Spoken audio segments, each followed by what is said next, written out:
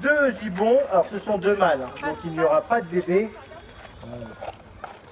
Donc à ma droite c'est Beethoven près de l'arbre. Donc Beethoven il a une trentaine d'années. Et à ma gauche c'est Wolfgang. Et Wolfgang, pardon, il a 43 ans. C'est un grand-père. Et c'est le plus vieux de notre parc. Voilà, toute espèce confondue, c'est lui le plus vieux. Donc 43 ans, c'est un âge très avancé chez les gibbons, mais lui il se porte très bien.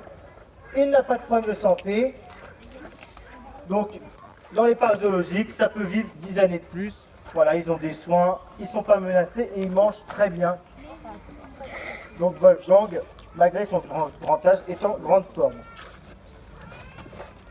Si il y a une petite différence au niveau du poil, donc c'est vrai qu'on pourrait croire que Beethoven est plus vieux. C'est pas lié à l'âge, ces poils, enfin, la différence au niveau du poil. Le poil de Beethoven est moins soyeux tout simplement car il a une malformation de naissance au niveau de la mâchoire qui fait qu'il a tendance à se saliver. Donc il a subi une opération pour limiter ce problème. Il l'a moins mais il l'a quand même toujours un peu. Et du coup, comme il a tendance à se saliver, ses poils collent et il n'arrive pas bien à se nettoyer. Wolfgang, il a un poil plus soyeux, mais ce n'est pas tout ça lié à l'âge. Alors voilà, malheureusement c'est une espèce qui est gravement menacée, il faut le savoir. Donc eux, je vous l'ai dit, vivent dans les forêts où ils vivent sont déforestées, et ils sont déforestés pour la culture du palmier à huile. Le palmier à huile, il produit de l'huile de palme, et l'huile de palme, on la retrouve dans nos produits agroalimentaires, cosmétiques et nos agrocarburants. Aussi, il faut savoir, la problématique de l'huile de palme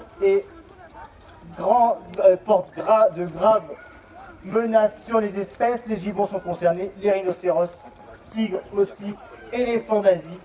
Donc dans les régions où ils vivent, ils sont en quasi voie d'extinction pour certaines espèces. L'huile de palme, ça cause d'énormes ravages. Donc on va déforester, on va planter des palmiers à huile. Les palmiers à huile, pour qu'ils poussent, ne doivent pas avoir de concurrents végétaux. Et pour qu'ils poussent vite, on va bourrer le sol de pesticides. Du coup, tous les écosystèmes environnants vont mourir. Les gibbons, parmi les autres, comme d'autres espèces, ont besoin d'une diversité végétale pour bien se nourrir, pour bien vivre. Alors, là-bas, ce qui se passe est grave. Mais nous, à notre échelle, on peut tout de même limiter cet impact. Et moi, c'est ce que je vous invite à faire. Regardez vos ingrédients, regardez vos listes, les listes d'ingrédients des produits que vous consommez. Il existe toujours des produits alternatifs aux produits qui utilisent de l'huile de palme. Je vais parler de l'exemple de la pâte à tartiner. Nutella utilise de l'huile de palme et il l'assume pleinement. C'est pour ça que j'en parle. Certains n'assument pas. Donc dans la liste d'ingrédients, on va voir matière grasse végétale, mais c'est la même chose. C'est des marques qui n'assument pas qu'ils utilisent de l'huile de palme. Nutella communique beaucoup là-dessus. Donc eux vont dire qu'ils l'utilisent parce que ça rend le produit meilleur. Bien évidemment, c'est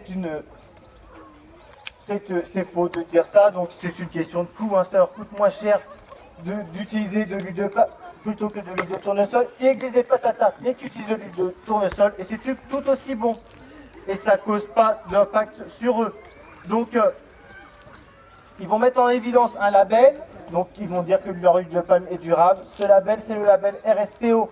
Ce qu'ils ne disent pas, c'est que ce label, ils le financent. Ce label n'est pas indépendant et ferme les yeux sur les pratiques de cette marque. Voilà, sous peine de perte de financement.